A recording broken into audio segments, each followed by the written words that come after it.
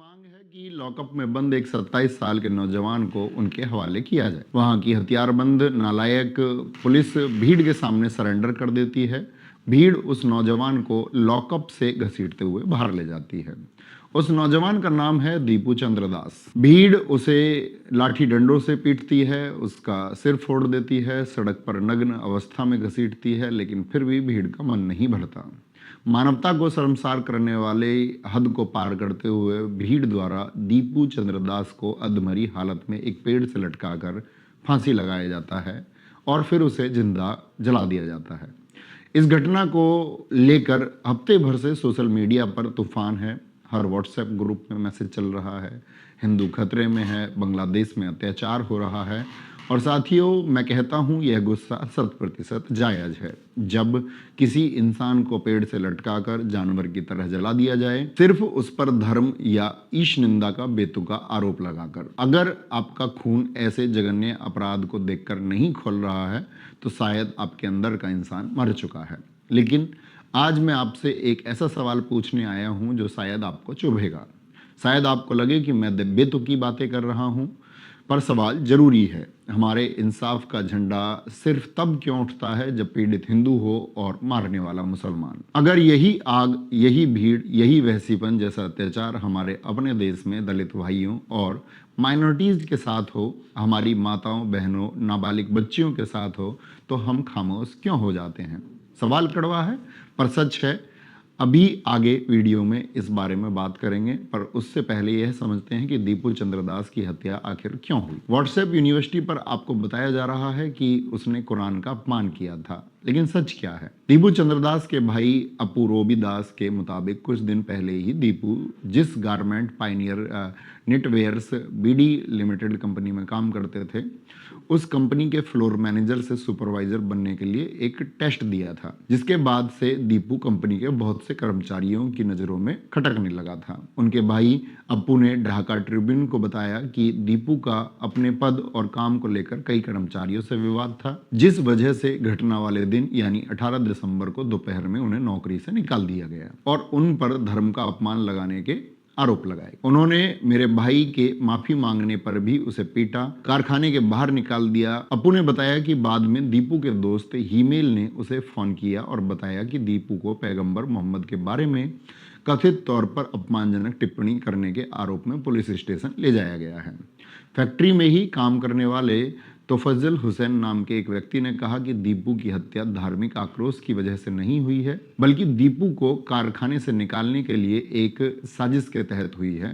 तोफज्जल के अनुसार दीपू को कारखाने से लगभग 1 किलोमीटर दूर उसके साथ दुर्व्यवहार करके एक पेड़ से बांधकर आग लगा दी गई। उन्होंने कहा, इसमें शामिल लोगों को कड़ी सजा मिलनी चाहिए।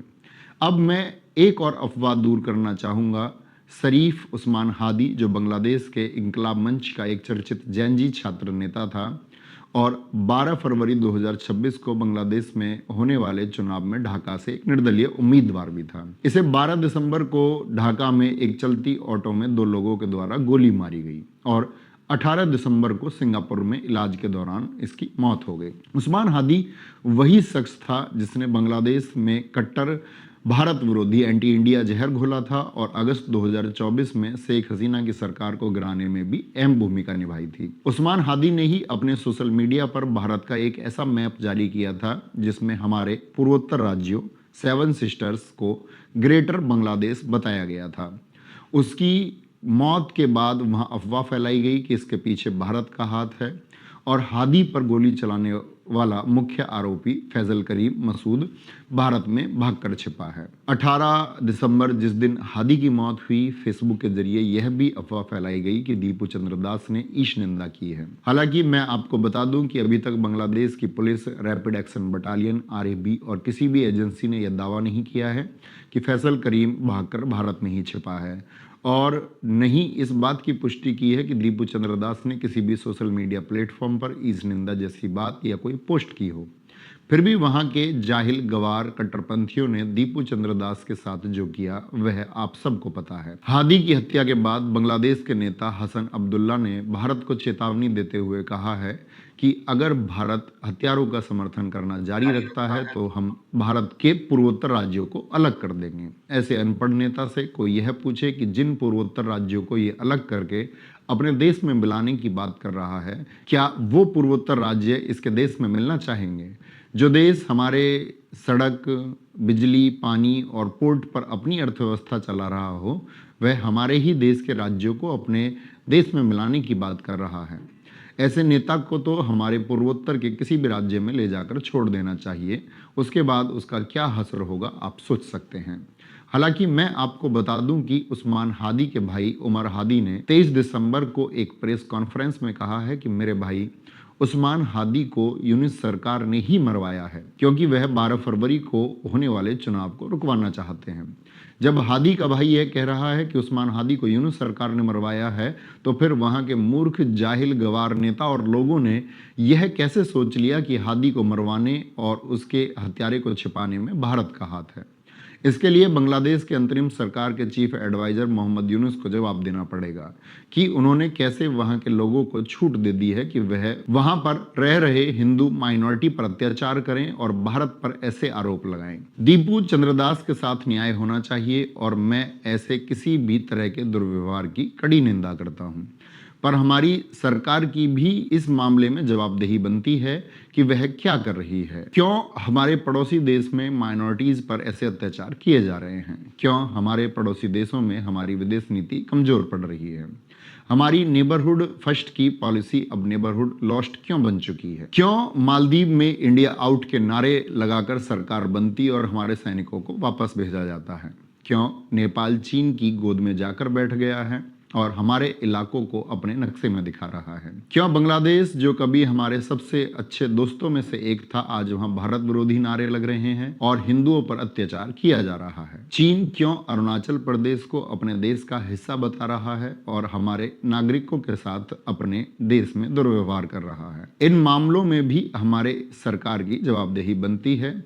अगर हमारी विदेश नीति ऐसे ही फेल होती रही तो कल नेपाल, मालदीव, श्रीलंका में भी हमारे लोगों के साथ ऐसा ही दुर्व्यवहार किया जा सकता है। अब आते हैं अपने पहले सवाल पर कि हमारे इंसाफ का झंडा सिर्फ तब क्यों उठता है जब पीड़ित हिंदू हो और मारने वाला मुसलमान। NCRB national crime records bureau 2023 की रिपोर्ट का थोड़ा एनालिसिस करते हैं, जो 30 सितंबर 2025 को जारी की गई। इस रिपोर्ट के मुताबिक साल 2023 में देश भर में कुल 62,41,569 अपराध के मामले दर्ज किए गए हैं। सोचिए, 2022 के मुकाबले इसमें 7.2% की बढ़ोतरी हुई है। इसका मतलब समझते हैं आप? देश में हर 5 सेकंड में एक अपराध दर्ज हो रहा है।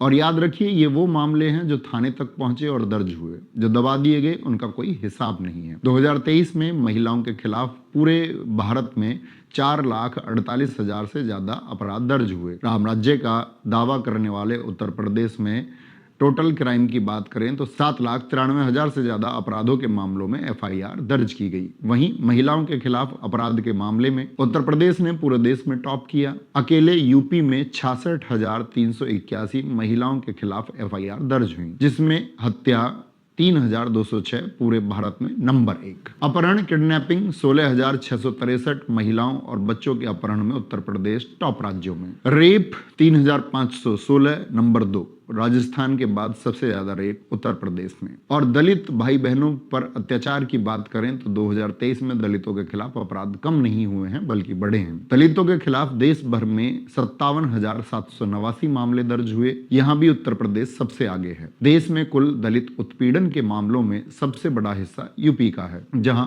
15,130 मामले दर्ज किए गए। यानी हर दिन यूपी में दलितों पर हमले हो रहे हैं। आदिवासियों के साथ तो 2023 में जो हुआ वो इतिहास का काला अध्याय है। एसटी समाज के खिलाफ अपराधों में 28.8% की भारी वृद्धि हुई। इसकी मुख्य वजह मणिपुर की हिंसा रही, जहां एक साल में हजारों मामले दर्ज हुए। क्या यही है सबका साथ सबका विकास? उत्तर प्रदेश की सरकार कहती है कि अपराधी प्रदेश छोड़ गए हैं, तो ये 66,000 अपराधी कौन हैं जो हमारी माताओं और बहनों का जीना हराम किए हुए हैं? ये आंकड़े बताते हैं कि नारी शक्ति के नारे सिर्फ विज्ञापनों में अच्छे लगते हैं, जमीन पर हकीकत खौफनाक है। अब मैं आपको ऐसे अपराधों के बारे में बताऊंगा जिसके बारे में जानकर आपको लगेगा कि दीपू चंद्रदास के साथ किया गया दुर्व्यवहार निंदनीय तो है ही, पर शायद आपको हमारे देश में किए गए अपराध उससे भी ज्यादा निंदनीय लगे। 13 अप्रैल 2025 की वो घटना याद है। प्रयागराज जिले का इसोटा गांव करछना, देवी शंकर 35 वर्षीय दलित किसान को गांव के ही दबंग दिलीप सिंह ने बेरहमी से पीटा और फिर अपने गुनाह को छिपाने के लिए उसको जिंदा जला दिया। अगली सुबह उसका अधजला शरीर मिला था। दीपू को धर्म के नाम पर जलाया गया। यहाँ देवी शंकर को जाति की सनक में फूंक दिया गया। रायबरेली उत्तर प्रदेश 2 अक्टूबर 2025, एक दलित युवक हरिओम वाल्मीकि पर चोरी का आरोप लगाकर कुछ लोगों ने उसे लात घूंसों से मारते हुए उस पर पेशाब किया और इतना पीटा कि वो मर गया। राहुल गांधी जब उसके घर गए तो उसकी मां की चीखें पूरे देश ने सुनी थी। एक दलित को शक की बिना पर मार देना, क्या यह लिंचिंग नहीं थी? अभी कुछ दिन पहले ही ओडिशा के संबलपुर में 24 दिसंबर 2025 जुएल शेख नाम के 19 वर्षीय पश्चिम बंगाल के मुर्शिदाबाद के रहने वाले एक मजदूर लड़के को भीड़ ने घेर कर आधार कार्ड मांगा और शक किया कि वो बांग्लादेशी है और उसे ईंट पत्थरों से पीट पीट कर मार डाला गया। नवादा, बिहार, 19 सितंबर 2024 दबंगों ने जमीन को हथियाने के लिए पेट्रोल डालकर एक 80 घरों की पूरी दलित बस्ती में आग लगा दी। हाथरस, 14 सितंबर 2020 को वो रात जब पुलिस ने एक दलित रेप पीड़ित बेटी की लाश पेट्रोल डालकर जला दी थी। उसकी रीढ़ की हड्डी टूट गई थी और उसे लकवा मार गया था। उसकी जीभ पर भी गहरा घाव था जिससे उसे बोलने में कठिनाई हो रही थी। एक बहन इंसाफ के लिए आज भी धरने पर बैठी है। हमारे देश की आखिरकार न्याय व्यवस्था कैसी है जो रेपिस्ट को जमानत दे देती है और देश का हित चाहने वाले सोनम वांगचुक जैसे वैज्ञानिक, पर्यावरणविद और शिक्षक को एनएसए लगाकर जेल में बंद रखती है? क्यों संस्थाएं, परिषद, धार्मिक लोग ऐसे मुद्दों पर बात नहीं करते? कभी आपने सोचा है? अगर नहीं तो ऐसे मुद्दे पर थोड़ा सोचिएगा जरूर। इसी तरह 14 सितंबर 2022 लखीमपुर 2 दलित सगी बहनों का रेप हुआ और लाशों को पेड़ पर लटका दिया गया। और यह लिस्ट यही नहीं रुकती है, क्योंकि बहुत सारे अपराध हैं जिन्हें बताया भी नहीं जा सकता है। अभी पश्चिम बंगाल में स्थिति बेहद तनावपूर्ण है। बॉर्डर पर बंगीय हिंदू जागरण और भाजपा समर्थकों का भारी प्रदर्शन चल रहा है। पुलिस को कोलकाता में लाठीचार्ज करना पड़ा है। दिल्ली, यूपी से लेकर केरल, तमिलनाडु में भी बांग्लादेश के खिलाफ विरोध प्रदर्शन हो रहे हैं। बजरंग दल और विश्व हिंदू परिषद ने बांग्लादेश हाई कमीशन के पुतले फूके हैं, पर हमारी सरकार खामोश है। मैं कहता हूं, बाहर के दुश्मनों से लड़िए, लेकिन अपने अंदर के उस राक्षस को भी मारिए जो पानी पीने पर बच्चे की जान ले लेता है। क्योंकि अगर हम अपने घर में अन्याय होने देंगे तो दुनिया हमें आंख दिखाएगी। मैं बांग्लादेश में दीपू चंद्रदास के साथ हुई हैवानियत की कड़ी निंदा करता हूं। दीपू के हत्यारों को फांसी होनी चाहिए। यूनिस सरकार को जवाब देना होगा। पर मैं आपसे पूछता हूं कि जब दीपू पेड़ से लटका तो आपको हिंदू दिखा, लेकिन जब लखीमपुर में 2 बहनें पेड़ से लटकी तो आपको हिंदू क्यों नहीं दिखा? जब देवी शंकर को जलाया गया तो वो सिर्फ दलित क्यों रह गया? क्या भगवान राम का नाम लेने वाले दलित का खून खून नहीं है?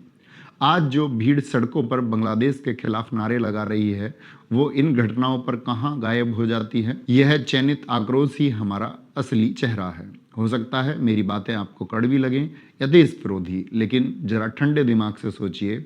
आज भारत के अलग अलग राज्यों में लाखों लोग बांग्लादेश के विरोध में रैलियां निकाल रहे हैं। मैं पूछता हूं, इतनी भीड़, इतना आक्रोश तब क्यों नहीं दिखता जब मणिपुर में महिलाओं को नंगा घुमाया जाता है? हमारा आक्रोश बिकाऊ क्यों है? और एक बात बहुत जरूरी जो हम भूल रहे हैं, बांग्लादेश में अभी भी 1 करोड़ 30 लाख से ज्यादा हिंदू रहते हैं। जब हम यहाँ भारत के मुसलमानों के खिलाफ भड़काऊ नारे लगाते हैं, मस्जिदों के सामने तलवारें लहराते हैं, तो हम उन 1 करोड़ 30 लाख हिंदुओं की जान को खतरे में डालते हैं। वहाँ के कट्टरपंथियों को मौका मिल जाता है यह कहने का कि देखिए भारत में क्या हो रहा है, हम भी बदला लेंगे। हमारी बड़बोली राजनीति और अंधा राष्ट्रवाद वहाँ के हिंदुओं के लिए डेथ वारंट बन रहा है। अगर वाकई उनकी चिंता है तो सरकार पर दबाव बनाइए कि वो डिप्लोमेसी से काम ले, ना कि सड़कों पर नफरत फैलाकर। विरोध करिए, इंसाफ की मांग करिए, पर यह मत भूलिए कि अगर हमारी चुनी हुई सरकार चुप रहती है, कोई ठोस कदम नहीं उठाती है, तो बांग्लादेश में रहने वाले 1 करोड़ 30 लाख से ज्यादा हिंदू भी असुरक्षित महसूस करेंगे और बांग्लादेश ही क्यों, नेपाल, श्रीलंका, मालदीव, जहां भी हमारे देश के नागरिक रहते हैं वो सभी सरकार के चुप रहने पर असुरक्षित हैं। अगली बार जब हिंदू खतरे में है का नारा लगाएं तो इन सब बातों का भी ध्यान रखिए और याद रखिए आपके पास पड़ोस और देश में रहने वाला वो दलित, वो आदिवासी भी उसी हिंदू समाज का हिस्सा है जिन्हें हमारे ही समाज ने हाशिए पर धकेल रखा है। अपने नज़रिए को बदलिए, क्योंकि अगर इंसाफ चुनिंदा होगा तो वो इंसाफ नहीं राजनीति है। और जाते जाते मैं आपको बताना चाहूँगा कि बांग्लादेश से एक और दुखद खबर है। बांग्लादेश के राजबाड़ी में 29 साल के एक हिंदू युवक अमृत मंडल को पीट पीट करके मार दिया गया है। यह सिलसिला तब तक नहीं रुकेगा जब तक हमारी सरकार कड़ी निंदा से आगे बढ़कर ठोस कार्रवाई नहीं करती है। अगर आप अमृत मंडल और दीपू के लिए न्याय चाहते हैं, जो बहुत अच्छी बात है, लेकिन अपने घर में भी रामनारायण बघेल और जुएल शेख के न्याय के लिए भी आवाज उठाइए। मार्टिन लूथर किंग ने कहा था, injustice anywhere is a threat to justice everywhere. कहीं भी हो रहा अन्याय हर जगह के न्याय के लिए खतरा है। अपने अंदर के दोहरेपन को खत्म कीजिए। जय हिंद, जय भारत, जय मां सरस्वती।